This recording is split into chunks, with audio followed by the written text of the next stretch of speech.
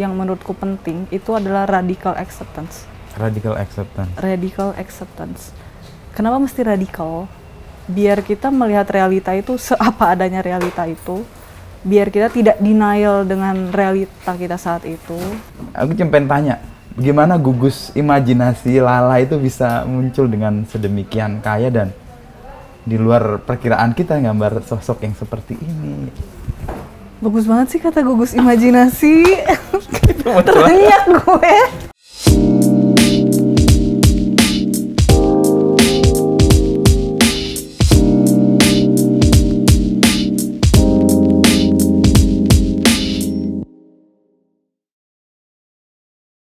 Aku tuh ngegambarnya dari kecil banget sih. Dari balita kayaknya. Serius, balita? Jadi belum bisa nulis, belum bisa baca udah menggambar, doodling. Karena kayak apa? Almarhum bokap kan arsitek. Jadi dia tuh kayak kan jadinya gue ngeliat dia ngegambar mulu kan hari-hari, kan dulu belum AutoCAD ya, masih yang meja gambar yang gede ya. itu. Itu keren banget tuh, gue meja pengen buat punya tuh. Keren banget sih kan, kayak wow gitu ya, kayak pekerjaan macam apa ini, lucu. Terus karena dia lihat dia kayak gitu, kayak gue pengen juga gambar, dia selalu ngasih kertas. I see. Dari sisa situ, gambarnya, sisa proposalnya lah, apalah nih gambar aja atau ngapain gitu. Terus dia nyediain satu laci, itu isinya kayak kertas-kertas bekas, terserah lu mau gambar, mau ngapain. Ya udah kayaknya dari situ terbiasa gitu ngegambar. Terus kita suka gambar bareng juga, walaupun yang dia gambar tuh selalu sama gitu, selalu kayak pantai, pantai, suasana pantai, ibu hamil, entah kenapa. Terus masjid. Oh, itu gambaran Bapak? Iya, selalu kalau gambar bareng kayak dia gambarnya kayak gitu. Terus ya udah, dari situ kayak terbiasa gambar. Terus karena mamaku emang orangnya ambisius gitu. Ibu-ibu ambisius gitu, tau gak sih? Yang ingin meletakkan mimpinya ke anaknya.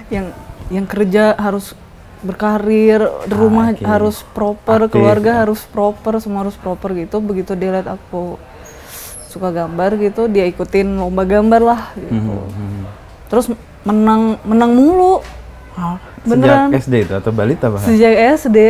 Balita kan masih gambar-gambar, masuk ke SD terus jadi teman-temanku gambar gunung, 2 matahari sawah, gue gambarnya yang lain. Terus dia kayak didorong lah gitu, kayak gambar-gambar terus, guru juga dorong gambar-gambar. Ini pasti udah direkord deh. Iya, lanjut aja udah. Oh, emang jadi gitu ya metodenya ya, dibikin mengalir, tiba-tiba udah direkord. Ya kayak hidupnya dengan ngalir aja. Jadi didorong sama ibu, mama ya? Didorong, terus ikut, inget banget waktu itu lomba gambar pertama di Palu, ceritanya lomba gambar sepanjang pantai. I see, Jadi kayak kita ngegambar di sepanjang pantai gitu. Terus hari sebelumnya tuh dia kayak ngajak gue keliling-keliling kota gitu, kayak nyari referensi kali ya maksudnya. Referensi visual? Iya, kayak ini itu. Terus di situ ingat banget juara 3. Itu pertama kali ikut. Terus habis itu sekolahku yang Buddhis itu tadi. Kan waktu itu SD Buddhis. Akhirnya tiap ada lomba gambar gue dikirim. Terus menang. Ya, jadinya sering banget gue nggak sekolah ikutan lomba gambar. Gitu, jadi koleksi piagam sama pialanya banyak dong di rumah? Lumayan, iya piala-piala kuningan itu kan banyak banget gitu. Terus suka gambar, SMP masih suka gambar, terus SMA karena culture-nya udah beda kali ya, lebih religi gitu ya. Ya gimana culture-nya? Dari SD Lala sekolah di sekolah Buddhis tadi disebut? SD sampai SMP di sekolah Buddhis. Sampai SMP. Belajar meditasi, segala macam spiritualismenya. Iya, menyenangkan sih belajar di sekolah Buddhis itu, jujur itu kayak pengalaman yang buatku masih teringat lah sampai sekarang. Kayak pelajaran agamanya itu dibuka dengan meditasi. Latihan kesadaran ini ya? Meditasi. Terus kan di situ kayak jadi tahu, oh agama Buddha itu yang penting cinta kasih, kebaikan kepada sesama. Terus SMA masuk sekolah Muslim, waktu itu dia labelnya pesantren modern. Di Bandung? Di Bandung. Pindah kota lagi nih? Pindah kota tuh, lahir di Makassar, besar di Palu, terus pindah ke Bandung. Tapi walaupun dia pesantren modern, menurutku di situ juga gue kayak belajar hal yang paling penting sih mas di sekolah itu. Karena disitulah aku sadar, oh ya gue bisa nulis ya. Oh di pesantren di itu? Di sekolah itu. Jadi itu boarding atau orang tua pas pindah ke sana aja?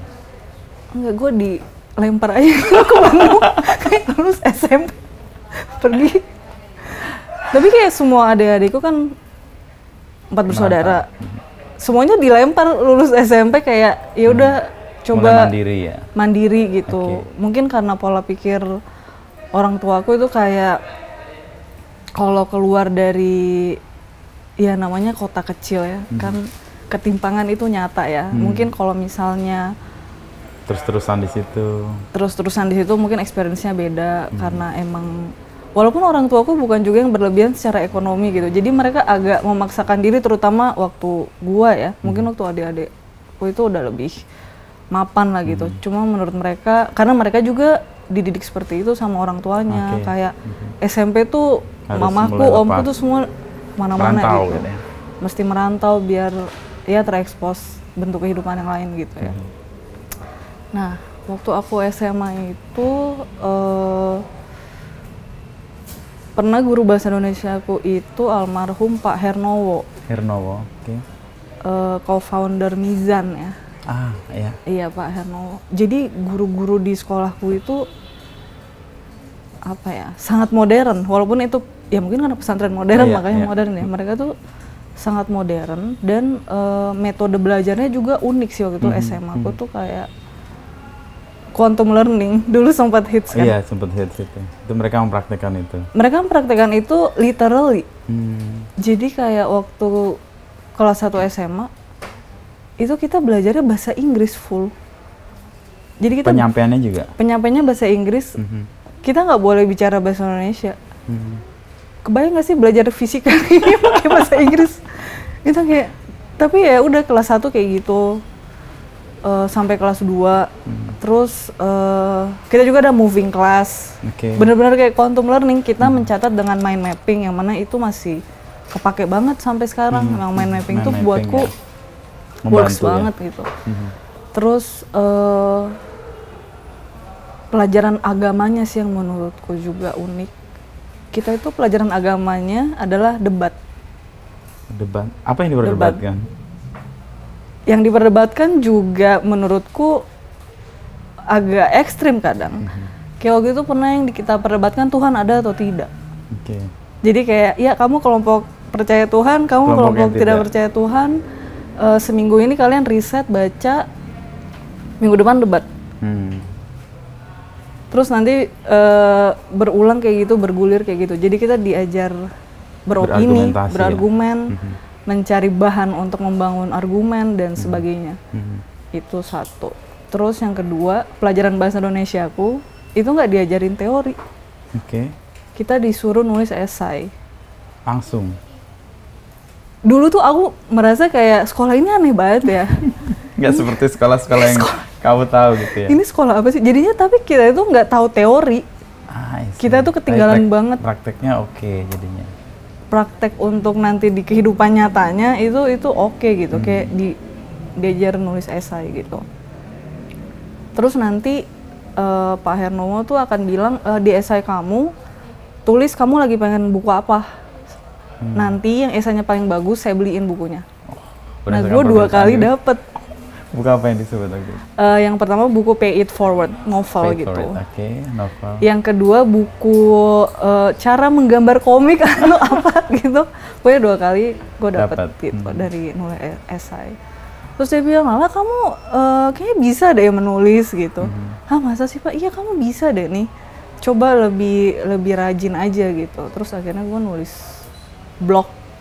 Iya di SMA itu.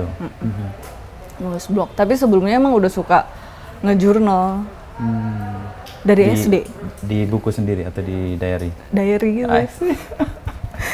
di SD ada namanya Dear Diary, ada namanya Dear siapa ya waktu itu? Pokoknya ada namanya deh. Tapi lama tuh jadi kayak jurnal gitu. Itu Pak Hernowo. Terus waktu kelas 3 SMA ada guru bahasa Indonesia lagi. Nah dia ini orangnya sastra banget. Terus jadi kalau kita kelasnya itu disuruhnya nulis puisi, nulis cerpen, baca cerpen, baca puisi. Dan dia satu kali iseng ngirimin cerpenku ke Pikiran Rakyat. Tanpa sepengetahuan. Itu guru loh, menurutku aku terharu kalau mengingat itu ya, karena ternyata nggak semua guru seperti itu ya, metode pembelajarannya sama membantu muridnya untuk keluar kan. Terus dia kirim ke Pikiran Rakyat tanpa sepengetahuanku, terus dimuat dong. Aku masih ingat judulnya Lorong Hitam.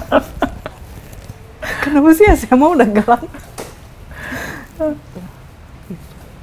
Ya tumbuh dari visual dari keluarga ya, dari kecil tadi. Bapak arsitek, lalu ketika SMA terutama itu ya kemampuan menulisnya dibentuk. Tapi kuliahnya kenapa arsitek? Karena papa juga atau? Nah ini menyambung obrolan kita tadi nih yang Gimana? Mas Ino gambar topi koboi. Terus kalau gue pas udah sering juara gambar nih kan kayak merasa wah gue punya talent nih kayaknya di sini, kan jadi percaya diri ya. Terus didukung tuh kan sama keluarga, sama opa juga turut bantu aku di minat baca sih. Karena kayak waktu kecil tuh di rumahku tuh nggak ada tuh kayak Nintendo. Yang ada buku. Karena kayak opa tuh profesor Pancasila dulu. Jadi dia di rumahnya tuh ada satu ruang gede isinya buku semua. Terus dia kayak berusaha menyebarkan virus membaca itu ke cucunya. Anak cucunya. Iya. Ya udah, jadi dia tiap pergi kemana pasti belinya buku. Itu kalau membacanya sih dari situ sih. Nah, kenapa bisa kuliah arsitek? Pas udah percaya punya talent tadi, gambar. Terus wah, sekolah seni rupa apalagi di Bandung ya kan terekspos banget sama seniman. FSRD. Keren banget sih. Kayak wah keren banget sih kalau. Dan salah satu mimpi gue juga itu. Oh iya. Kok kita sama FSRD sih? atau isi. Cuman ketika ada proses ketemu orang tua yang kayaknya secara implisit melarang itu ya dipendam. Lanjut. Oh gitu. Jadi kita ada kemiripan di situ. Ya udah terus kayak wah FSRD nih gitu, mesti dicoba gitu. Tapi waktu mengungkapkan itu, kalau Mas ini kan mungkin implisit ya, aku eksplisit. Aku eksplisit, intinya kayak, ya intinya, ya kamu nanti mau kerja apa lah, pokoknya ya standar lah ya. Kayak kebanyakan anak muda yang pengen jadi seniman itu pasti rendahkan lah. Tapi ya memang sebenarnya kalau lihat di negara maju pun itu orang-orang yang sekolah seni atau sekolah musik itu rata-rata come from a very privileged family. Iya nggak sih, maksudnya realitanya emang begitu. Itu bukan kayak industri yang mudah untuk kita bisa memonetize karya kita, kayak faktanya memang seperti itu. Jadi mungkin orang tua kita ya realistis gitu ya. Ada argumennya lah, setidaknya larangan atau ketidakrelaan mereka. Iya, kayak ada alasannya juga gitu. Jadi ya udah deh, terus mikir kan, kuliah apaan dong ya, kayak gue cuma suka menggambar dan menulis. Kayak nggak ada lagi main. Kuliah apaan ya gitu. Terus standar lah waktu itu, mamaku obsesinya anaknya harus ada yang jadi dokter gitu. Dari punya anak 4 harus ada 1 yang jadi dokter. Ujung-ujungnya sekarang nggak ada sih yang jadi dokter. Nggak ada yang jadi dokter. Terus waktu itu kayak, iya kamu jadi dokter aja. Wah aku nggak suka biologi, maksudnya aku nggak bisa menghafalkan gitu loh. Lebih mending kayak matematika atau kimia atau fisika. Terus jadinya karena waktu itu menikmati banget pelajaran kimia, mungkin juga karena gurunya asik di SMA itu. SMA tuh guru menentukan kesukaan guru menentukan kita. Banget kan, kayak wah kimia asik sih. Jadi ya nyoba pilihan waktu itu aku IPA IPS. Kayak ngambilnya agronomi Unpad, kimia ITB, sama Vkom Unpad.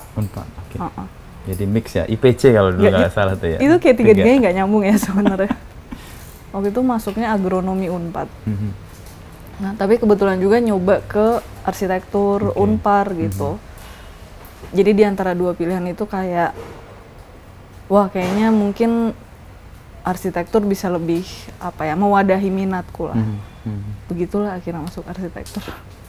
Terus untuk cara kemudian Lala menemukan, sekarang kan bikin buku ya, dengan beberapa judul dan satu yang sangat memunculkan nama Lala kan, yang ini nih, yang The Book of Forbidden Feelings. Debut. Debut ya. Itu gimana? Kan kerja atau belajar arsitek sesuatu yang serius dan itu juga sebenarnya langkah profesional, tapi itu kemudian ditinggalkan. Apa nggak sayang, apa nggak ada perasaan untuk wah ini kenapa gue tinggalin untuk sesuatu yang lo sukai gitu. Belajar arsitek susah sih. Bener, gue juga Susah kenal banget. beberapa temen yang Itu apalagi di Parahyangan ya, Iya. arsiteknya oh my god. betul, dan lulusannya juga sangat prominent ya, tokoh-tokoh. Iya, kayak teman-temanku sekarang yang berprofesi sebagai arsitek profesional, wow gitu, karirnya Menjulang awesome lah. banget gitu kan. Nah, tapi waktu kuliah di arsitek Unpar, itu kayak emang kayaknya di semester 3 deh. Mhm. Itu gue kayak, wah gue gak bisa nih kerja jadi arsitek. Oh, mulai menyadari bahwa Mulai itu menyadari. bukan, oke. Maksudnya kerja itu kan SD, SMP, ya 3 tahun selesai. Kerja itu ya it's your Seluruhnya, career ya. gitu kan. Terus, wah gue nggak bisa sih melakukan ini untuk menopang hidup gue gitu selamanya. Bener-bener berhubungannya dengan manusia. Karena kan arsitek ya membangun dan mendesain ruang untuk manusia. Jadi sebenarnya hubungan antar manusia juga. Dan kayak wah gue nggak bisa nih, tapi ya waktu itu diem aja kan, gak bilang sama Semester 3 lagi kan. orang tua, kayak diem aja. Jadi waktu itu gue kayak mikirnya lulus aja yang cepet dari sini, kemudian setelah itu baru Memutuskan gue untuk- restart lagi oke. ke tujuan gue gitu. Tapi umum ya, anak-anak semester 3 itu dalam situasi, gue kan ngajar juga di UMN, dan anak semester 3 itu dalam situasi galau, gue cocok nggak dengan jurusan yang gue pilih? Umumnya begitu tuh, ada pertanyaan-pertanyaan itu.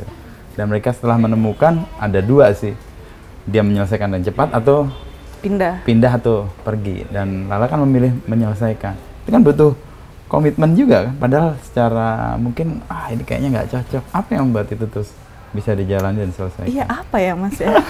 Kok gue jadi mikir juga nih. Padahal susah banget, itu bener-bener ya kayaknya sering banget begadang, bisa 3 hari nggak tidur, itu masih inget sih. 3 hari nggak tidur di kosan sama Menyelesaikan teman-teman sebuah bikin project. maket. Oke.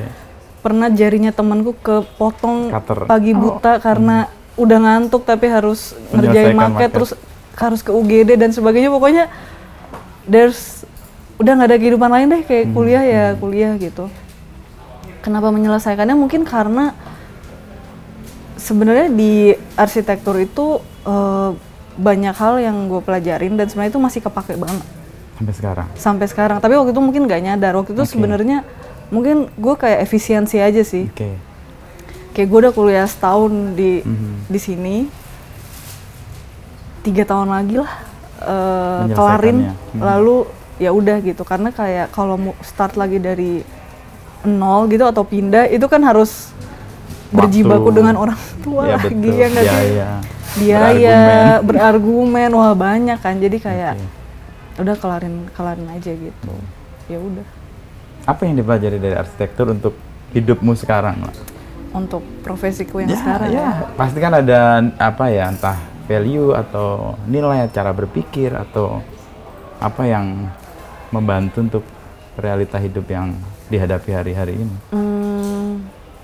Satu sih, karena di arsitektur tempatku kuliah itu di Unpar, itu kan emang rata-rata dosennya juga profesional arsitektur. Jadi bukan hanya teori gitu kan. Mereka bener-bener sharing itu kayak terkait proyek yang lagi mereka kerjakan, terus cara mereka menangani hambatan klien, manusia dan keunikannya. Real banget lah artinya ya, apa yang diajarkan dengan apa yang real banget, praktikal gitu. Dan kayak bagaimana cara meyakinkan konsepmu kepada orang lain. Karena kan arsitek itu sebenarnya konsep mendesain membangun dan bikin itu tangible dan bikin orang percaya bahwa oh ya ini layak dijadiin tangible.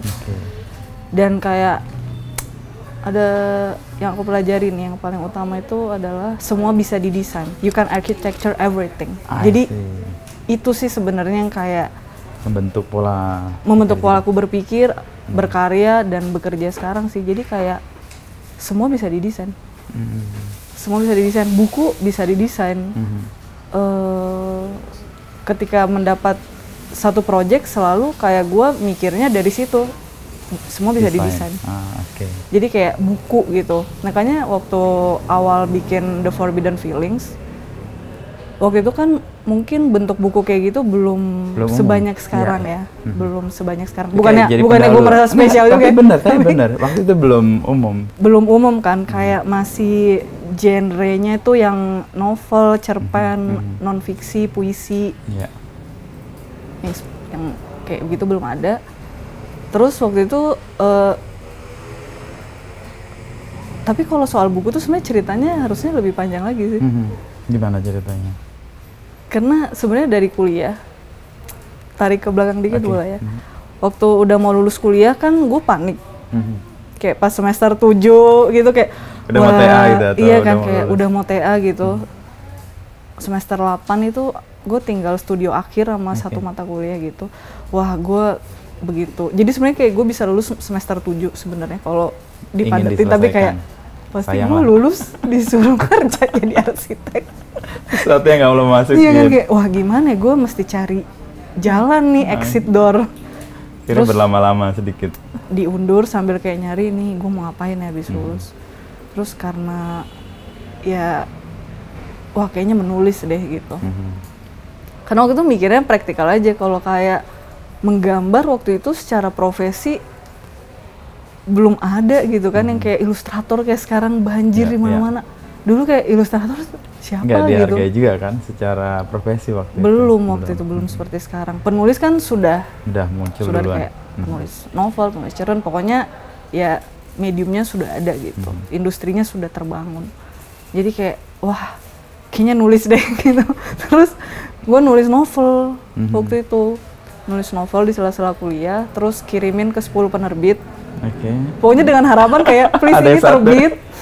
Please ini terbitin, jadi gue lulus udah ada pegangan, gue mau jadi penulis gitu. Ditolak lah ya. 10-10-nya? 10-10-nya. 10-10-nya membalas? Enggak dong. Kayaknya yang balas cuma 3 kali ya. Artinya nggak balas sudah lah gitu ya? Ya udah lah, yang balas cuma 3 gitu, terus kayak wah gimana ya nih. Udah gitu lulus lah gitu tanpa pegangan apa-apa. Terus gue kayak berusaha mengulur lagi waktu kan, gue kayak sebelum supaya lulus masuk praktek arsitek, supaya nggak masuk dunia kerja profesi arsitek, gue kayak sekolah radio. Serius? Belajar broadcast? Pas semester 8. I see. Sambil mengulur waktu tadi? Iya, pokoknya kayak sebelum gue di wisuda itu udah ada sesuatu. Ada pijakan lain lah ya? Terus udah gitu sekolah radio, terus akhirnya jadi produser di tempat radio tersebut lah. Jadi produser dengan gaji yang di Bandung atau di Bandung. Waktu itu di Bandung lagi hits banget ya Bandung, radio. Industri radionya menyupport semua industri radio di Indonesia, bukan Jakarta. Radio di Bandung kan kayak sesuatu gitu. Terus ya udah jadi produser, walaupun ya income-nya bisa dibilang pas-pasan gitu, tapi ya udah lah ya, di Bandung juga biaya hidupnya kecil, ya udah gue kerja jadi produser. Ya diomelin dong. Sama mama terutama. Kamu ini udah kuliah capek, susah-susah, kenapa jadi produser gitu? Ya nggak apa-apa, kayak coba aja gitu. Lagian kan gue juga sekolahnya setahun lebih cepat, kayak gue itu TK setahun doang gitu. Ya udah nggak apa-apa gitu kan. Jatah umurnya masih ada lah. Iya, pokoknya banyak alasan lah. Kayak gue nggak apa-apa, gue gini dulu aja deh, nggak apa-apa gitu. Tapi diomelin mulu, diomelin, terus akhirnya ya udah cari kerjaan, terus dapat di developer di Jakarta. Makanya ya, agak masuk lah dengan jurusan kuliahnya. Iya, walaupun nggak jadi arsitek, waktu itu jadi business development. Jadi kayak profesiku tuh udah Loncat-loncat ya. berbagai macam rupa. Oke. Udah di developer itu 2 tahunan, terus sampai di satu titik kayak, wah gue lama-lama kayak zombie nih, bangun tidur udah kayak Nggak floating, menikmati ya. karena kayak Nggak sadar dengan apa yang dilakukan dengan nggak sungguh sadar ya. dengan apa yang dilakukan, terus ngelihat diri masih mau nggak ngelakuin ini 5 tahun lagi, enggak gitu. Ada ambisi nggak mau jadi manajer, Enggak. jadi direksi, nggak ada gitu. Itu tanda bahwa emang tidak perlu dilanjutkan. Iya kayak wah nggak bisa nih. Terus akhirnya nyari lagi kerjaan, dapet di visual merchandiser. Oke. Tapi di situ bentar aja. Pokoknya mamaku stres banget tuh aku di fase-fase itu, fase Pencarian yang belum sesuai dengan pencarian harapannya. bentuk hidupku dan diriku gitu, mau jadi apa gitu kan. Pokoknya waktu gua resign dari developer itu akhirnya udah nggak konsultasi lagi ke orang tua, karena gue tahu Langsung pasti melelahkan panjang. gitu, argumen apa, terus karena gue agaknya dulu ada tendensi people pleaser, jadi anaknya tuh mudah nggak enakan, Oke. kayak kalau nggak memenuhi ekspektasi orang sekitar tuh merasa bersalah, jadi kayak silent aja dan lakuin eksekusi langsung pas Tanpa jauh- bilang-bilang. tanpa bilang-bilang. Ya udah kerja di visual merchandiser beberapa bulan, terus waktu itu udah mulai kenal beberapa teman ilustrator, terus jadinya apakah coba ya jadi ilustrator komersil gitu. Terus akhirnya resign, terus nekat mau freelance ilustrasi deh gitu. 6 bulan kerja lagi sih. Karena tidak menemukan Industrinya belum penghidupan. terbentuk. Oke. 6 bulan. 6 bulan. Akhirnya kerja lagi, waktu itu kerja di majalah gaya hidup gitu, interior dan produk. Oke. Ya agak nyambung sih arsitekturnya ya. Iya. Nah, di situ mulai terekspos dengan seni rupa segala macem. Terus di situ akhirnya mulai membangun karir sebagai ilustrator komersil. Oke. Kayak mulai dapat Job. recognition lah. Oke. Kerjaan kecil-kecil, bikin cover buku, terus ilustrasi buku, dari buku juga sih ternyata mula-mulanya. Terus udah gitu, kapan ya nyampe ke buku? Karena akhirnya jadi ilustrator buku, akhirnya mulai kenal orang-orang di dunia penerbitan, gitu. Nah terus sempat juga bikin buku, tulisan buat kumpulan cerpen untuk Seno Gumira Aji Dharma. Oke. Nah dari situ ada editor GPU yang approach, ya Mbak Siska itu tadi. Oke. Ya kayaknya kamu bisa nulis deh, kayak udah lama banget nggak dengar kalimat itu.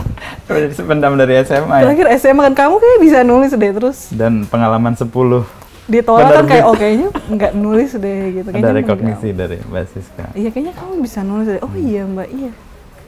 Coba deh tulis apa kayak gitu. Semangat dong kayak wah. Langsung dari editor lagi kan? Langsung dari editor nih gitu, ada dorongan. Terus ya udah gue nulis novel lagi. Nulis novel lagi, terus pas kasih ke Mbak Siska. Mbak Siska ditolak. Ke-11 nih udah. Gue sedih banget.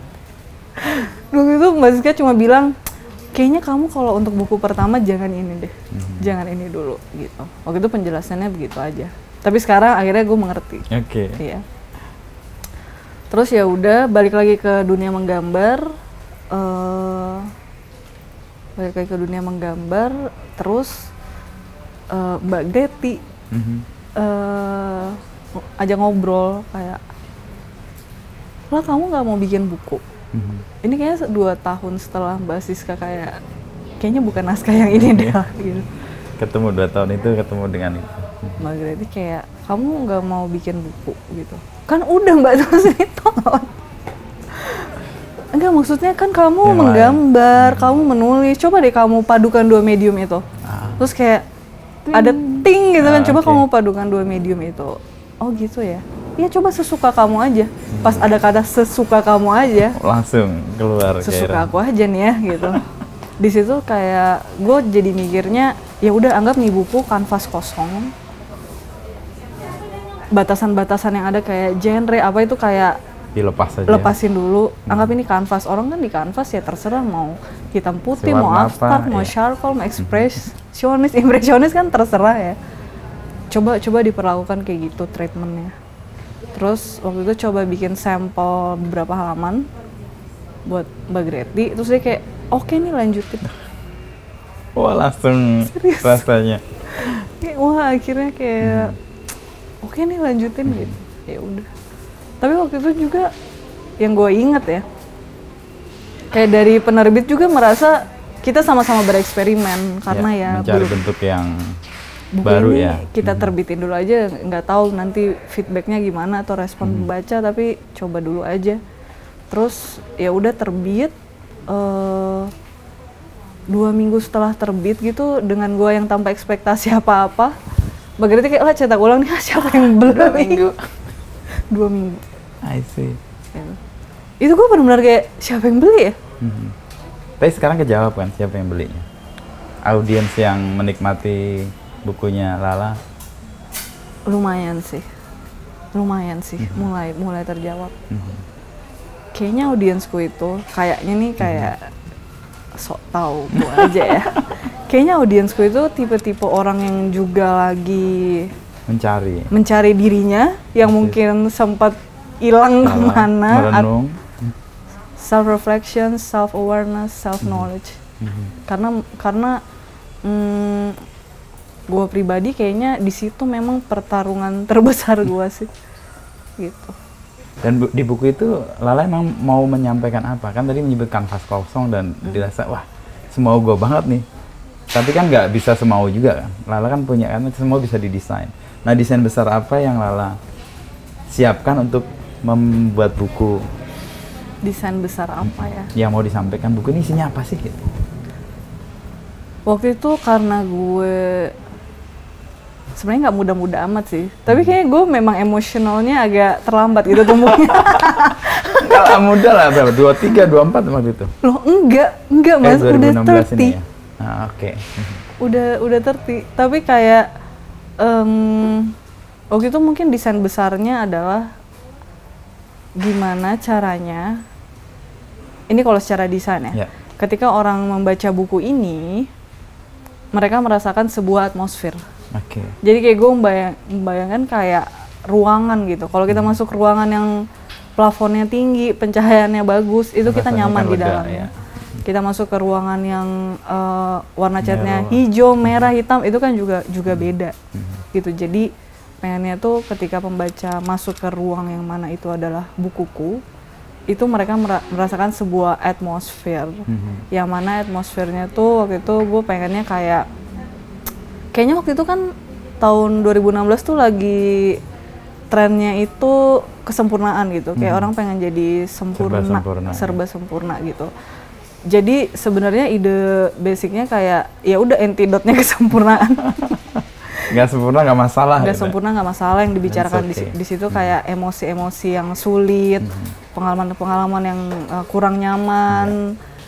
Jadi ya bukan kesempurnaan dan cahaya gemerlap yang sedang dirayakan. Makanya waktu dirilis juga mungkin agak gloomy. Eksperimen gitu, karena kayak sekarang kayak pasarnya nggak di situ, tapi kita eksperimen aja gitu. Tapi kan kejujuran sebenarnya disampaikan di situ kan. Kejujuran. Sesuatu yang lo alami, lo gulati, dan lo sampaikan. Dan audiensnya kayaknya yang mengalami, yang menggulati itu dapat juga. Iya, karena mungkin itu bukan hal yang waktu itu belum lumrah dibicarakan ya. Waktu itu mental health belum seperti jadi isu ya, belum kayak sekarang. Itu baru 2000-an pandemi 2019, 2020 puncak-puncaknya kan mental health gitu. 2016 nggak ada tuh mental health. Kamu harus produktif, harus perfect, harus nggak boleh cengeng, nggak boleh lemah, konsisten, sekeras apapun hidup tetap maju. Iya kan, waktu itu kayak gitu. Ya, ini merayakan antidotnya. Kayak ya antidotnya aja. Karena menurutku kayak kalau sekarang tuh di ilmu psikologis ada namanya shadow work gitu kan. Kayak lu nggak bisa jadi diri lu yang otentik kalau lu juga nggak accept dan embrace sisi gelap lu, termasuk sisi gelap gitu. Jadi kayak si Forbidden Films itu ya mengeksplor sisi yang kurang nyaman itu, perasaan nggak nyaman. Dan itu jadi ruang untuk orang juga berdialog ya. Ketika baca itu kan gue juga punya pengalaman ini, tapi selama ini aku tekan, aku nggak munculkan. oh ternyata ini bisa diekspresikan ya. Ternyata ini orang-orang lain juga merasakan ya, mungkin di situ kali ya merasa terhubung dengan pembacanya. Iya. Dan ini pengalamanku juga kalau nulis tuh, kalau kita nulis atau mencurahkan sesuatu dengan hati, itu yang disentuh tuh hati-hati yang lain. Nah menurut gua audiens lo itu yang tersentuh hatinya dengan apa yang lo gitu ya? tulis, apa yang lo gambar-gambarnya kan unik. Aku cuma pengen tanya, gimana gugus imajinasi Lala itu bisa muncul dengan sedemikian kaya dan di luar perkiraan kita gambar sosok yang seperti ini. Bagus banget sih kata gugus imajinasi. Teriak gue. Gugus imajinasi. Itu dari mana itu Lala? Gugus imajinasi berarti ini lebih ke bentuk ya, visual. Ya. Kan agak umum sih di eraku ya, bener gambar gunung ya dua ada matahari, Lala udah sesuatu yang berbeda, membuat hal yang tidak umum gitu menjadi sesuatu ekspresi yang menurut Lala ya ini saya gitu. Apa ya, gue percaya kayak nggak ada yang datang dari ruang hampa gitu. Asik. Kayak Mas Inu yang sekarang itu juga nggak mungkin tiba-tiba jadi Mas Inu yang sekarang kan, pasti ada kayak hal-hal di masa lalu yang membentuk atau mempengaruhi Mas Inu sampai kayak sekarang. Begitu juga dengan gue sih, kayak tidak bisa dipungkiri kayak gue menggambar dari balita. Itu kalau dipikir-pikir sekarang, wow, gitu. Kayak gue belum bisa berkomunikasi, belum bisa membaca menulis, tapi gue udah berkomunikasi dengan visual.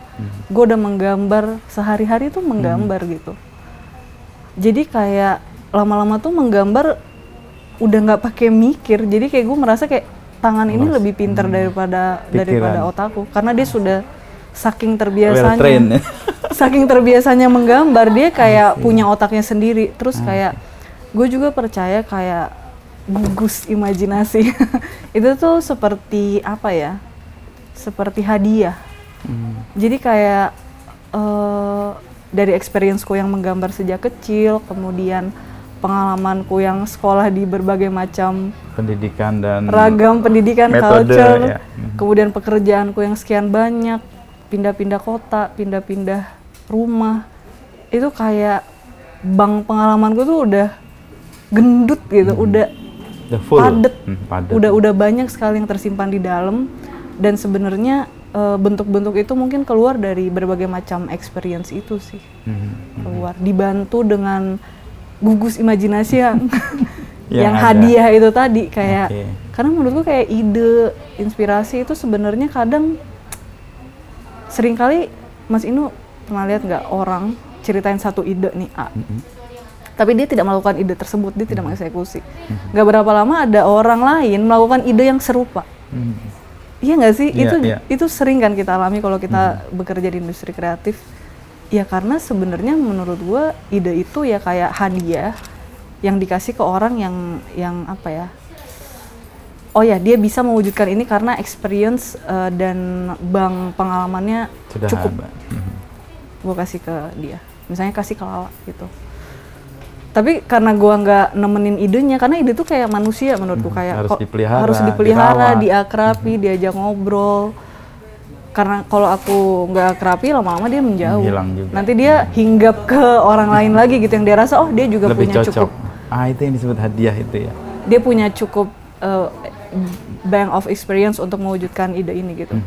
Jadi kalau ide itu udah datang ke kita dan dia terus-menerus merongrong, menggedor, ya mungkin dia kayak minta perhatian, wujudkan gue. Gue perlu ada di dunia dan lu mampu mewujudkan gue. Jadi gue agak mikirnya kayak gitu. Iya. Jadi bank yang terkumpul dari banyak experience ya, pindah kota, pindah sekolah, pindah pekerjaan, itu untuk fase tertentu itu menggembirakan ternyata ya. Karena memberi kekayaan ekspresi juga kan, selain pengalaman pasti kan. Menjalannya sih lah. Pasti. Ketika kita jalanin pasti sebel banget kan. Kayak wah ini gila, tapi oh ternyata ada sesuatu yang bisa lahir dari situ. Tapi 17 kali pindah kan ya Lala ini, atau nyaris atau lebih bahkan kota atau tempat gitu ya. Ya soalnya kan waktu di Bandung SMA sampai kuliah sering beberapa kali pindah kosan. Di Jakarta juga, jadi kayak Karena menurutku ruang itu kan menyimpan memori ya. Jadi makanya kayak gue tuh suka meromantisasi ruang-ruang yang pernah gue tinggali gitu, kayak ada bagian diri gue yang tinggal di sini gitu. Sesuatu yang agak susah sebenarnya. Gue tuh termasuk yang tidak mudah untuk berpindah. Gue pengen menggali pengalaman Lala aja. Apa yang membuat Lala kemudian bisa cepat beradaptasi dengan tempat yang berbeda? Apakah ada imajinasi tertentu di tempat mana dibawa ke tempat yang baru kah atau gimana? Sebenarnya gue juga nggak mudah beradaptasi sih, tapi nggak ada pilihan aja. Kayak kondisi yang membuat harus pindah-pindah seperti itu. Dan kalau sekarang disuruh pindah lagi sih kayak udah udah cukup deh. Kayak cukup gitu ya. Cukup sih, karena pindah-pindah itu ya beradaptasi itu kan nggak gampang, apalagi seiring bertambahnya usia ya Mas Inu ya. Mungkin kalau masih muda itu lebih careless, lebih fearless. Dan kayak challenging juga kan. Iya kayak coba taklukin ini, taklukin. Tapi lama-lama tuh ketika kita sudah menemukan apa sih yang mau kita lakukan di hidup kita yang cuma sementara ini, bentuk kehidupan apa sih yang perlu, bentuk kehidupan apa yang ingin kita jalani, kita ingin melakukan hal yang sama. Dan sepertinya gue udah di fase itu sih. Dan untuk nyampe fase itu kan perjalanannya tadi ya, panjang, naik turun, pindah ke sana kemari. Kalau topik-topik yang mental health ini memang jadi topik yang khusus didalami Lala sendiri untuk buku-bukunya? Sebenarnya kayaknya nggak sengaja, cuma karena memang itu pergelutan terbesarku dalam hidup.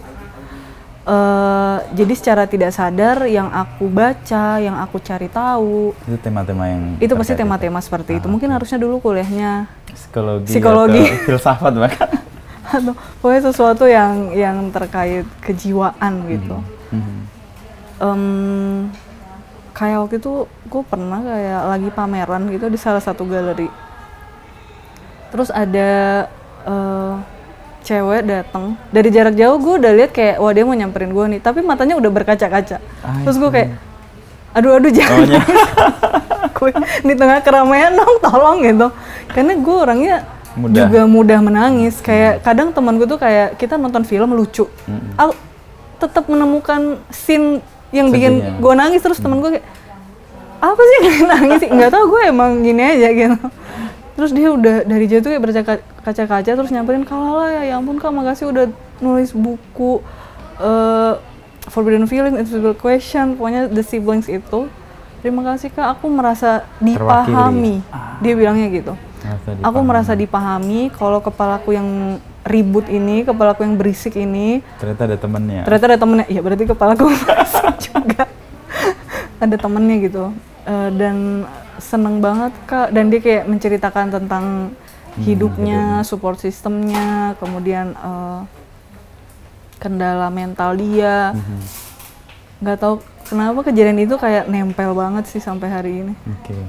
Ini aku percaya dengan pepatah itu sih. Burung dengan kepala yang sama kumpul. Jadi kalau audiensnya Lala kemudian ketemu orang yang punya pengalaman, pergulatan yang sama, merasa diterima tadi, dipahami itu kan sebenarnya wakil dari kegelisahan kita yang tersampaikan kan. Mereka punya hal yang sama di situ. Tapi soal mental health banyak kritik sebenarnya. Ini kan cerminan generasi yang cengeng aja. Lala lihat gimana? Strawberry generation. Itu banyak yang sekarang tuh semua ada istilahnya ya? Semua ada istilahnya. Semua ada istilahnya loh. Kalau dulu kayak cengeng, manja. Ini strawberry generation. Sekarang ada strawberry generation, ada gaslighting, ada iya kan? Ada stonewalling, wah semuanya ada istilahnya gitu. Kalau soal mental health dan sekarang rasanya terlalu diromantisasi kadang ya. Itu juga benar.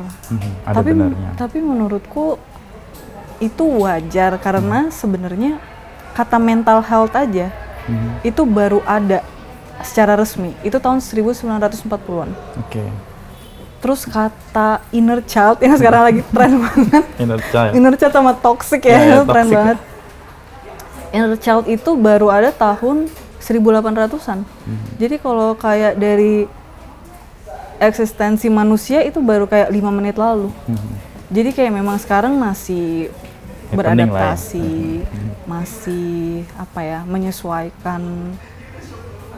Ya kayaknya manusia emang gitu deh Mas. Karena kayak kita yang kita anggap normal sekarang nih, bisa aja 10 tahun lagi Nggak normal. wah itu keliru, itu nggak bisa kayak gitu.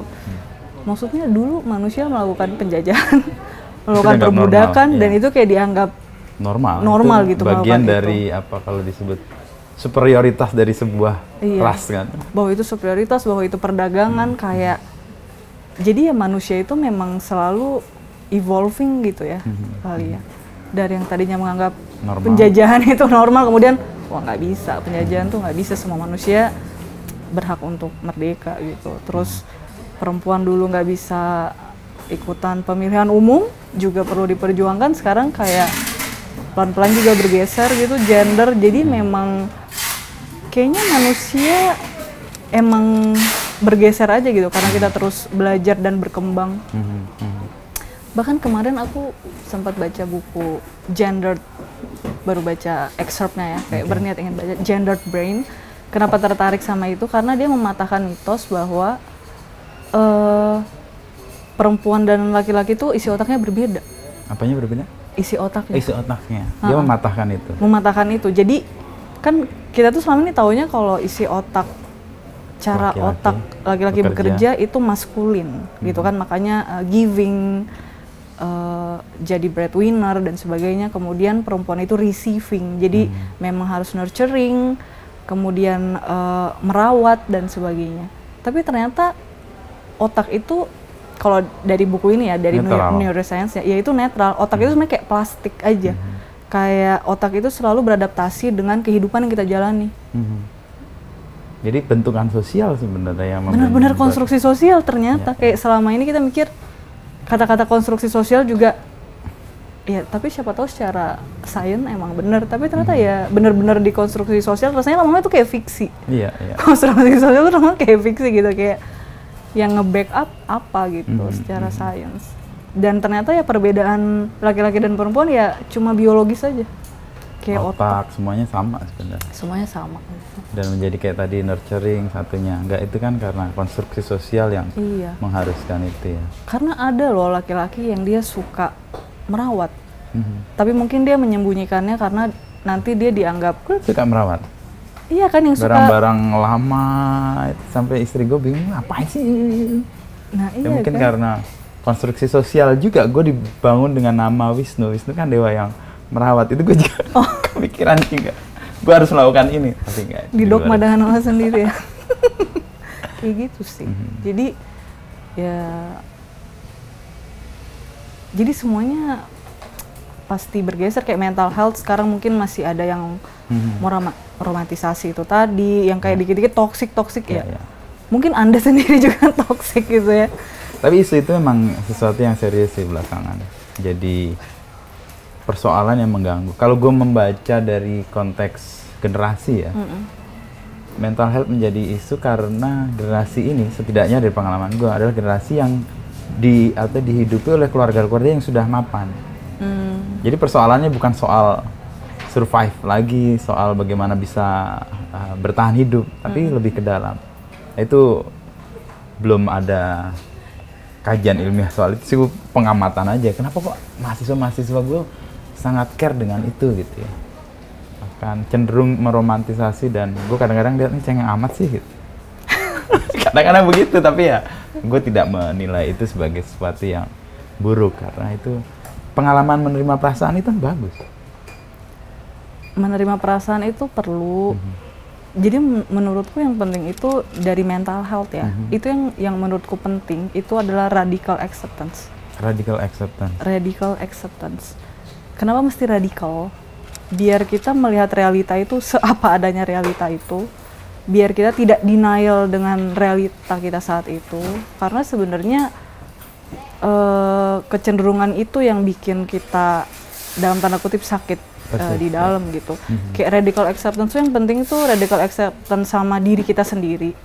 Kita itu seperti apa, value-nya apa, prioritasnya apa, inginnya hidup seperti apa. Karena ternyata nggak semua orang tahu dia siapa dan menerima dia itu siapa. Terus juga radical acceptance untuk the past and the present. Kayak masa lalu lu ya yang membentuk lu sekarang gitu. Lu mesti terima juga masa lalu lu. Nggak bisa diubah juga. Nggak bisa kan, kita nggak bisa time traveling terus merubah kita pengen dulu jadi apa, gitu kan. Nggak bisa gitu. Udah gitu radical acceptance bahwa manusia itu di dunia ada 3 miliar lebih. Di Indonesia ada 300 juta. Manusia itu adalah spektrum. Manusia itu bukan terpolarisasi benar dan salah. Bukan kayak hitam putih, benar salah. Spektrum itu ya. Tapi ya spektrum gitu. Jadi kayak kalau ada orang mau child free, itu hidup mereka gitu. Kalau ada orang yang pengen punya anak juga, itu hidup mereka gitu. Memang sudah didesainnya sebagai spektrum. Kebayang nggak sih kalau semua orang child free atau semua orang mau beranak, kan juga ada dampaknya gitu ya. Jadi emang ya spektrum inilah yang membuat si habitat ini terus berlangsung gitu menurutku. Dan yang terakhir radical acceptance, action and consequences, itu sih. Kalau di Buddhism dibilangnya mungkin karma gitu ya. Kau berbuat apa, efeknya akan berbuat apa, dapat apa. Tapi kan kayak kadang kalau gue lagi lihat TikTok gitu ya, itu selalu kan your karma gitu. Mereka tuh definisi karmanya tuh kayak kalau lu selingkuh pada suatu hari lu akan diselingkuhin lagi gitu. Ya sebenarnya karma juga nggak sesederhana itu menurutku. Karma yang nyata yaitu aksi dan konsekuensi. Itu sih, kayak kalau lu selingkuh menyakiti orang lain ya tentu ada dampaknya mungkin secara sosial atau pertemananmu rusak atau relasi lu dengan beberapa orang rusak atau citramu jadi gimana. Jadi kayak ya semuanya action dan konsekuensi saja. Sampai Lala menemukan radical acceptance sebagai sebuah apa ya, kalimat dan kemudian makna itu dari mana? Aku baru dengar nih sebenarnya. Radical acceptance. Ya menerima diri oke, tapi kata radical acceptance itu gue baru agak terbuka. Bener kan? Kayak agak tertampar nggak sih dengan begitu ada radical acceptance tuh kayak oh ya udah accept gitu. Begitu radical acceptance kayak oh ya. Dapat dari mana itu? Dari mana ya? Mungkin dari bacaan-bacaanku yang di seputar topik-topik itu. Akhir-akhir ini gue lagi suka sekali dengan Dr. Gabor Mate. Dia itu trauma spesialis. Gue nggak sih trauma spesialis. Dokter. Belum pernah baca bukunya jujur, karena bukunya tuh setebel-setebel ini. Bukunya setebel-setebel ini. Kemudian tapi sering dengar dia bicara gitu di podcast. Bicaranya enak banget, Mas Inu, coba deh kapan-kapan. Nah, bisa tak list dalam. Enak banget dengar dia bicara tuh kayak adem gitu. Nah, dia itu dari dia sih gue kayak nemu oh ya yang penting tuh radical acceptance ya gitu, sama diri sendiri terutama. Begitu diri sendiri selesai, itu mungkin aspek-aspek lain di hidup juga jadi lebih terang dan lebih jelas gitu. Apalagi yang kayak gue bilang tadi, gue ada kecenderungan people pleaser, itu aku bergulat dengan sifat people pleaser tuh juga cukup lama sih. Ya. Dan akhirnya kayak, keluar dari itu juga. Iya, kayak adekku aja tuh sering bilang gitu, kayak waktu kita masih serumah gitu ya. Lah udah kalau nggak mau tuh bilang nggak mau. Jangan mau tapi. Iya tapi susah gitu, atau nggak kayak lah kenapa sih lu nggak enakan banget, udah enakin aja. Iya gue enakin gitu, tapi ya nggak tahu, susah aja gitu. Padahal kita orang tuanya sama kan, tapi ya experience-nya kan berbeda-beda, cara menerimanya beda-beda, outputnya juga beda gitu. Jadi ya, nah si Dr. Gabor Mate ini pernah bilang kayak, ini agak ekstrim sih ya kalau gue mention. Jadi dia bilang kayak diri lu yang sekarang itu semuanya berasal dari masa kecil. Itu agak ekstrim ya. Tapi kemudian dia bilang gini, tapi semua yang terjadi di masa kecil lo itu adalah masa lalu. Kalau misalnya ada rasa tidak nyaman atau rasa sakit atau kejadian yang bikin trauma dan terngiang-ngiang terus, ya lu udah nggak bisa merubah kejadian itu. Tapi lu bisa merubah cara pandang lu terhadap kejadian itu sekarang. Live in the present ya.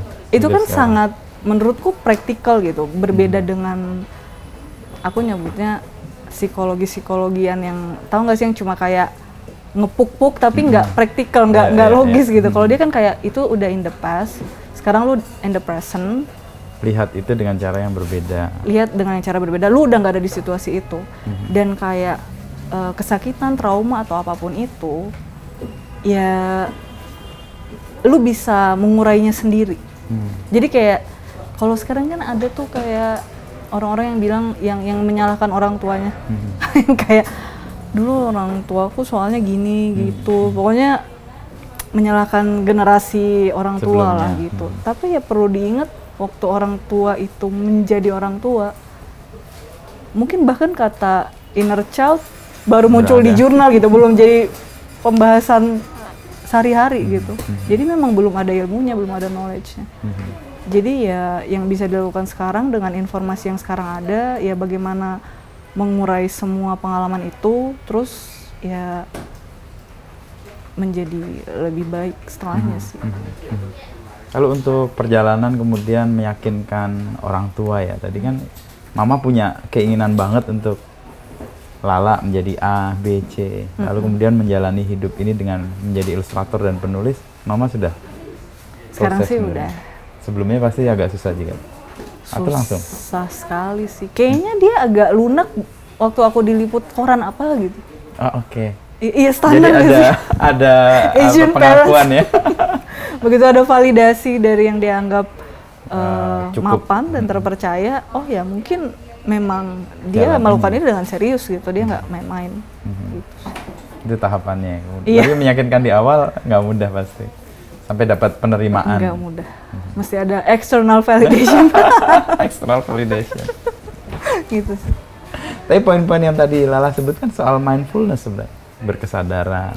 Dan tadi gue masih terngiang-ngiang yang tadi si radical Oh acceptance. tetap ya radical Itu.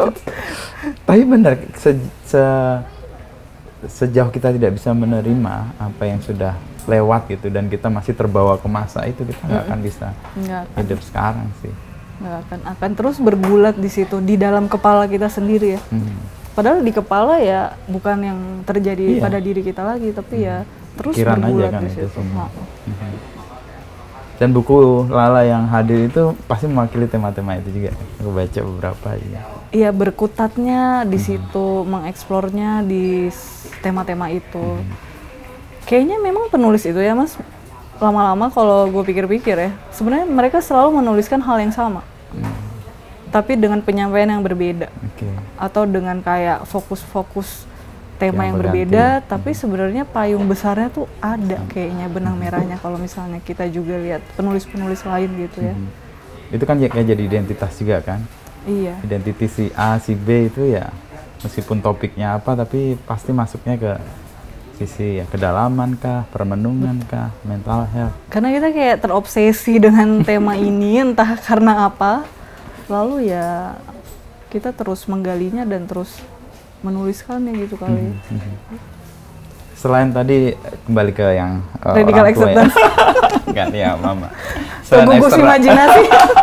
Setelah eksternal validasi itu, ada hal lain nggak yang membuat Lala sendiri ya personal merasa oh ini jalan gue yang harus gue tekuni dan menjadi ya harus diperjuangkan gitu.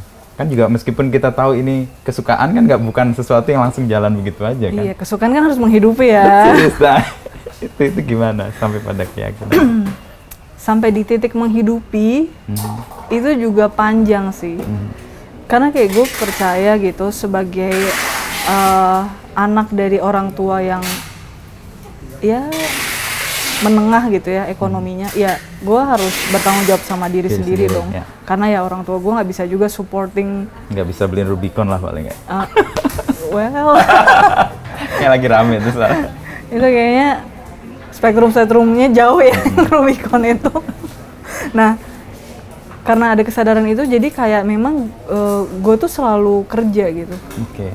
Kayak Mandiri ya, kemandirian, independen. Karena menurutku, makanya kayak kalau yang Mas Ino bilang tadi anak-anak manja gitu ya. Kemarin tuh di Twitter ada yang nge-tweet kayak gue tuh orang tua gue baik, nggak maksa gue kerja, gue boleh di rumah aja. Tapi gue nggak tahu juga mau ngapain gitu. Nyari kerja juga bingung mulainya dari mana. Terus ada yang quote retweet bilang, gue nggak ngerti nih kemalasan sejak dari pikiran. Tapi gue kayak melihat ada fenomena seperti itu gitu. ya entah apa ya, atau mungkin orang tuanya udah sangat perhatian dengan mental health tapi jadinya terlalu melindungi anaknya dari kekerasan dunia, itu juga mungkin ya.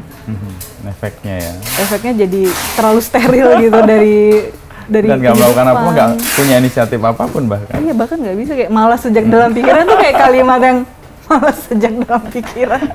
Ini menyitir Pram nih kayaknya. Iya, malas sejak dalam pikiran, kayak gimana gitu.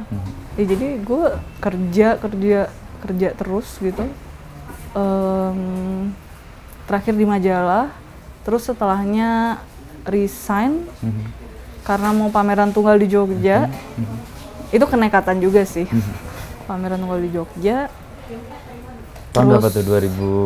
2013. Okay.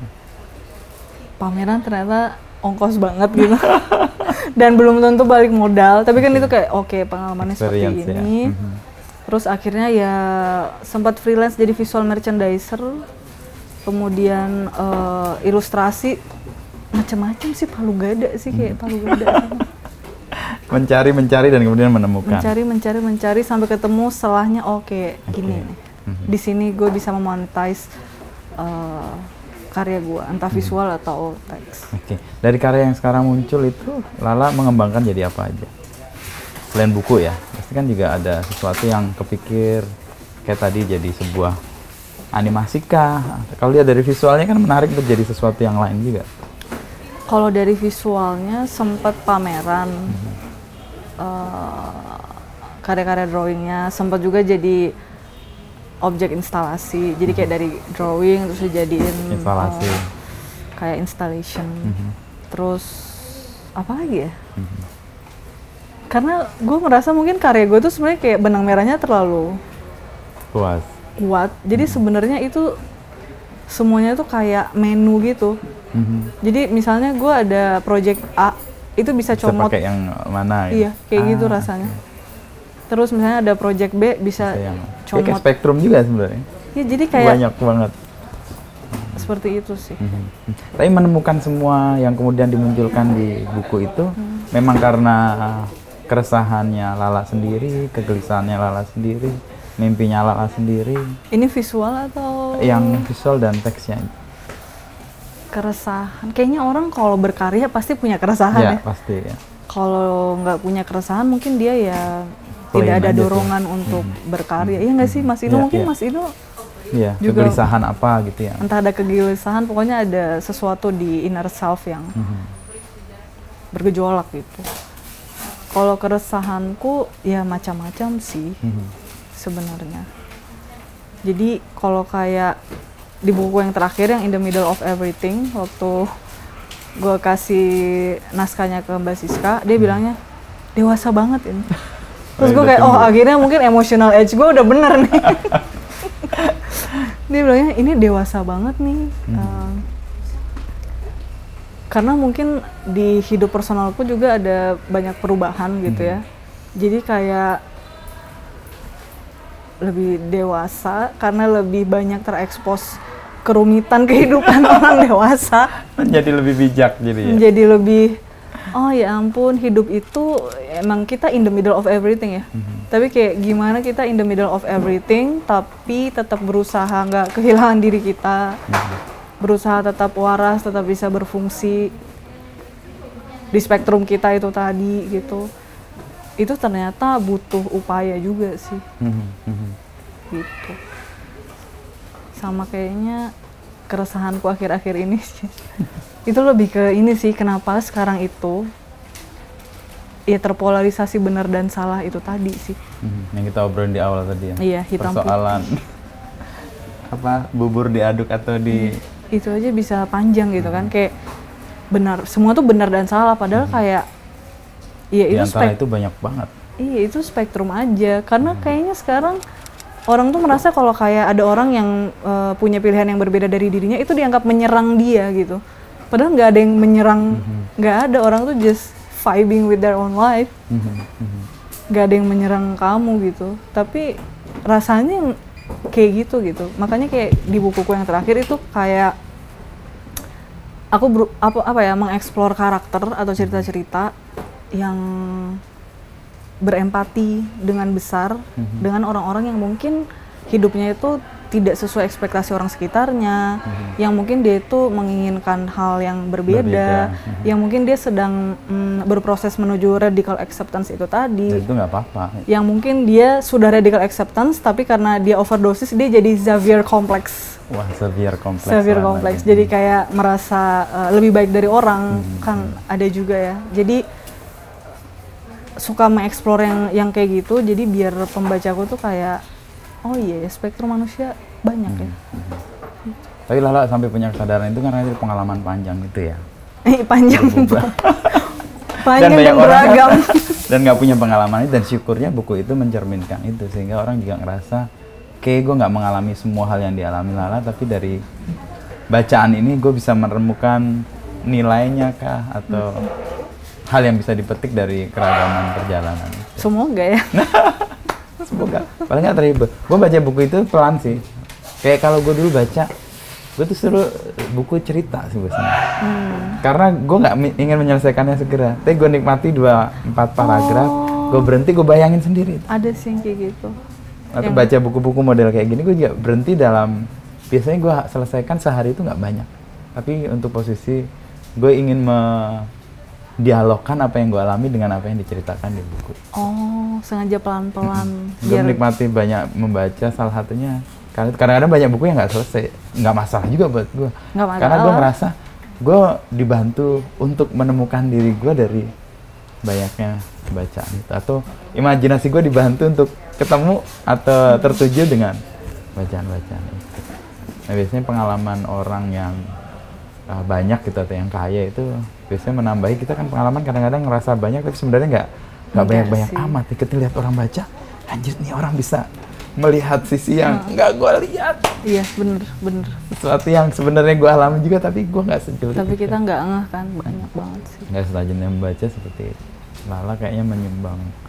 Kayaknya itu memang pentingnya membaca sih, nggak sih? Ya? Jadi kita punya empati lebih gitu, terus bisa lebih santai gitu sama yang berbeda dengan kita. Yeah. Kayak apa ya? Kan kadang orang tuh kayak kalau di Twitter gitu, netizen tuh suka bilang kayak, gue nggak ngerti pilihan hidup lu, gue nggak ngerti apa yang lu lakuin gitu, gue nggak paham gitu. Dan karena itu gue nggak setuju gitu. Pada akhirnya gue kayak menyimpulkan, mungkin kalau nanti baca In the Middle of Everything itu sebenarnya kayak intinya pada akhirnya orang itu nggak perlu lu terima, nggak perlu lu mengerti. Orang butuh lu biarkan. Orang butuh lu biarkan aja. Beri ruang, atmosfer ya. Iya. Dia bisa tumbuh. Udah, biarkan aja. Kan toh juga lu dibiarkan menjadi diri lu, biarkanlah dia menjadi diri dia gitu. Selama dia nggak mengganggu hidup orang lain, nggak melanggar hukum, nggak, ya kenapa tidak gitu. Agak ajaib sih orang nggak paham tapi menolak. Iya. Itu sesuatu yang nggak masuk akal. Lo nggak paham tapi udah nolak. Itu di mana dasarnya? Iya. Jadi ya biarkan aja. Nggak usah paham, nggak usah. Dan untuk banyak hal emang cara manusia untuk bertahan hidup sebenarnya juga membiarkan juga ya. Untuk sesuatu yang nggak bisa kita ubah. Benar. Ya sudah. Banyak hal terjadi di luar yang kita kendalikan. Willpower tuh fiction lagi. Lo pada kesadaran itu. Iya Willpower sih, itu Mas? fiction. Ya ada beberapa hal emang nggak teruji sih. Kayak kita mengira Bisa melakukan apa? kita bisa melakukan apa, atau kita berpikir bagaimana itu pure lahir dari Kita, isi kepala kita. Itu enggak. Itu semua enggak dari ruang hampa. Itu semua ada jejaknya kalau mau ditelusuri. Terus kayak ya udah gitu. Jadi kayak kenapa repot-repot dan kenapa kenceng banget sama hidup gitu tuh. Willpower aja kayak kalau kita pilah-pilah juga kayaknya nggak 100% kan, kayak fiction, banyak hal yang itu kita terpengaruh atau ikut pengaruh Gendang orang lain orang, atau ya. udah emang ada dogma yang udah terbentuk udah lama, jadi ya udah gitu. Terakhirnya untuk memelihara proses kreatif, Lala apa yang dilakukan untuk bisa tetap aware gitu ya? Kreatif kan salah satunya aware dengan banyak hal gitu. Untuk bisa tetap kreatif, gue kayak harus sangat merawat rumah fisik. Rumah Fisik. Okay. Jadi kayak gue melihatnya kayak kita itu punya beberapa rumah, ada rumah fisik kita yaitu tubuh, terus ada rumah emosi, ada rumah psychological gitu. Dan yang paling utama untuk dijaga itu ya rumah fisik dulu, kayak apakah makanmu udah benar, apakah tidurmu cukup. Ini klise banget kan. Kayak ini klise dan sebenarnya kayak general knowledge, tapi tidak semudah itu dilakukan. Apakah abai juga sih? Abai juga, karena lebih mudah mengabaikannya, karena untuk merawatnya itu lebih sulit kan, kayak gimana menjaga makan, gimana tidur cukup, gimana biar enggak stres di tengah segala macam himpitan. Itu butuh upaya gitu, butuh kesadaran dan butuh decision. Iya, gue mau merawat rumah fisik gue. Terus kayak rumah emosi itu, gue orangnya sangat journaling. Mencatat. Kayak kalau kepalanya lagi ruwet banget, itu pasti ngejurnal bisa berjam-jam, bisa kayak berhalaman-halaman, bahkan ngalir gitu aja. Ngalir aja, kayak nggak usah takut itu nggak masuk akal, tuh juga nggak dibaca sama siapa aja gitu. Kadang kayak nulisnya juga udah berulang hal yang sama, ya udah nggak apa-apa gitu. Itu kayak diurai aja kan dalam proses untuk melepas. Kayak terapi sih banget dan meditatif gitu. Pada akhirnya begitu diurai, oh ternyata nggak sekusut itu, atau oh ternyata solusinya begini. Pikiran kita aja membuat itu ruwet gitu. Iya, jadi kayak gue harus merawat itu sih, rumah fisik, rumah emosi, rumah psikologikal ya. Kalau butuh terapis, nyari terapis. Salah satu terapis pernah ngasih satu metode yang buatku ngefek banget. Jadi sebelum sesinya dia tuh minta lu coba deh tulis semua experience lu dari lu punya memori sampai sekarang, itu apa aja yang membekas. Dan bekasnya apa, mau menyenangkan mau tidak menyenangkan, tulis. Dan ternyata iya loh, semua itu emang ada dampaknya ke gue yang hari ini. Kayak itu di situ juga ya? Iya, kayak oh iya ya, semua ada. Disitulah pemahaman, gak ada yang datang dari ruang hampa itu datang, kayak oh iya semuanya, gak ada yang tiba-tiba simsalabim ada gitu. Jadi gue kayak hidup gue tuh sangat membosankan gitu sebenarnya, karena kayak untuk berkarya, untuk gue harus punya rutinitas yang lain, yang berulang-ulang gitu loh Mas, yang udah terprediksi. Kayak gue bangun jam berapa, gue sarapan apa, kemudian semuanya tuh harus udah terjadwal. Kalau misalnya kayak ada yang tiba-tiba nanti jadwalnya ganti, itu aku bisa kelimpungan banget. Kayak wah gimana ya gitu. Tapi itu juga kayaknya akhir-akhir ini sih, dulu nggak segitunya. Tapi deal dengan kebosanan kan sebenarnya tahap dimana kita bisa akan menghadapi banyak hal, semua kan berulang sebenarnya. Kalau kita nggak deal dengan kebosanannya sendiri, ya nggak akan mendapatkan sesuatu yang lain gitu. Kebosanan tuh esensial. Iya sih Mas, kalau kita nggak bosen terus-menerus excited, terus-menerus terstimulasi, wah capek. Justru bosan itu ada ruang kosong buat kita berhenti, berpikir, yang tadi Mas Inu bilang baca terus berhenti. Itu kan itu ya, ruang-ruang kosong itu tadi. Agak melamun-melamun sedikit. Melamun juga esensial, melamun, bosan, waktu sendiri itu sangat esensial menurutku ya untuk kreator gitu.